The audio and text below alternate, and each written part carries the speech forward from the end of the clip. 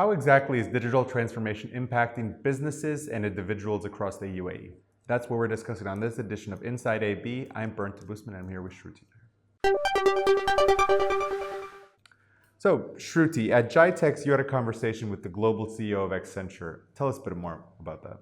Right, so I did meet Mike Sutcliff, that is him, who's the global CEO of Accenture Digital, and a very interesting conversation. I ended up speaking to him for quite a few minutes, but the main thing, the crux of what he said was that the future is now, but it's just unevenly distributed. So that was the whole point he was trying to make, and considering Accenture is the exclusive digital partner of GITEX, it just goes to show how important a role Accenture plays in the whole technological and digital transformation. So he explained that the UAE organizations need to have a more intelligent enterprise sort of approach, which essentially means that right now problem solving and solution of different problems need to come from technology, and that isn't happening across the UAE and across the region. And there are some firms doing it, and going back to the first point, it's unevenly happening. So Accenture itself, it has partnered with 3/4 of the Fortune 500 companies, and it is trying to provide digital solutions to all of those companies. So that's why it's taking the first step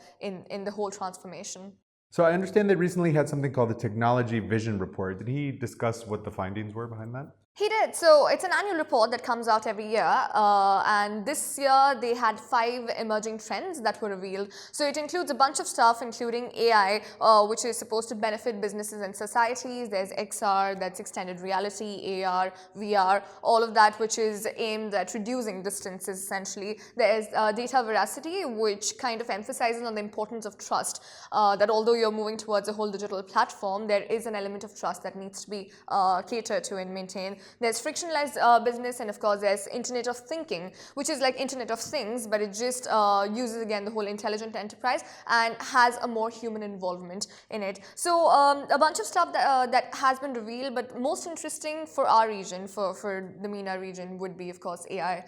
There are conversations happening across the UAE and the region about artificial intelligence, how that is going to be implemented, etc. And he gave me a lot of instances where AI is going to be used, and eventually it's also going to come in the health and education sector, which are social sectors. But the only thing is it might just take some more time to come there, because those are the sectors where somebody has to be 100% sure that it applies to 100% of the population. So that's why it might just take a little more time to come in those sectors, but overall it is coming in the region. What else did he have to say about the challenges about implementing those sorts of technology? It's obviously a huge task. Yeah, that's correct. So while we're talking about AI, one of the main challenges in the region is the availability of data and also the use of AI in different industries and environments. So when we're talking about AI in this region, we need to understand that it is a fragmented society. It's a fragmented environment. So that's why data needs to be collected from different sources, from different areas, from different regions, and it has to be compiled and pooled in such a way. So that is one major challenge that he sees when it comes to AI, and also bringing all of this data together and making it useful for machine learning algorithms is another thing that he mentioned. So that could be seen as one of the main challenges, but there's this whole mindset, there's this whole attitude that the government wants to move towards digitization, and also the UAE by 2021, half of its government transactions are actually going to be conducted on blockchain platforms, and AI and the UAE wants to be the leader in implementing AI and a complete adoption of AI by 2031. So that just shows that there's the whole mentality of moving towards digitization and adoption of AI, but the challenges are obviously there. You know, often when we talk about AI, we talk about the potential that it will replace jobs or make certain jobs unnecessary in the future. Did he say anything about that? Well, he did. This is exactly what we were discussing previously, automation and unemployment, a conversation that we have been having for a lot of time right now. But he did mention that AI is not going to, it is going to replace some of the jobs, but mainly it's going to create more jobs. So although we are using robotics, artificial intelligence, etc., but two key elements is creativity and ability to form relations, which can only happen through human involvement, right? And Accenture has also published a book called Human Plus Thinking, Human Plus Machine. So in which they actually look at three different environments, three different scenarios, where in the first type of scenario, there are human beings who are trying to help technology and they're using technology, and the second scenario where technology is helping human beings. So that's exactly what he's getting at. And I was also going through a report by McKinsey & Company in which they mentioned about, in which they estimated that 40 to 45% of the jobs that are there currently are going to be automated by 2035 or 2030 actually. But when you look at it in a more detailed report and when you actually study it, you'll realize that 57% of the jobs that are going to be automated are the ones that go to the unemployed, the underqualified people, right? And it comes by half.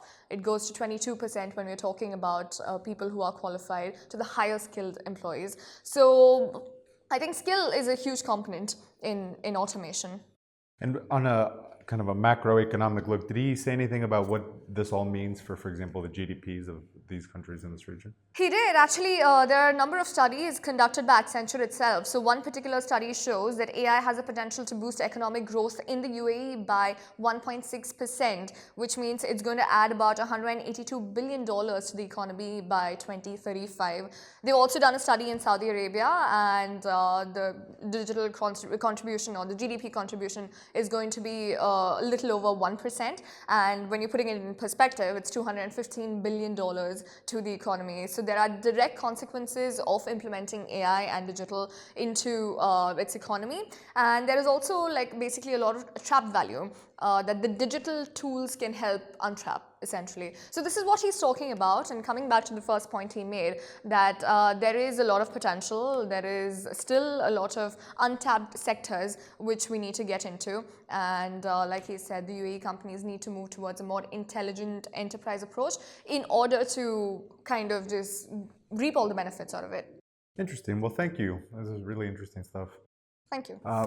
If you'd like to read more about these topics, there's a lot of stories at arabianbusiness.com. As always, you're watching Inside AB. Make sure to tune in every weekday at 10 a.m. and subscribe. Thank you.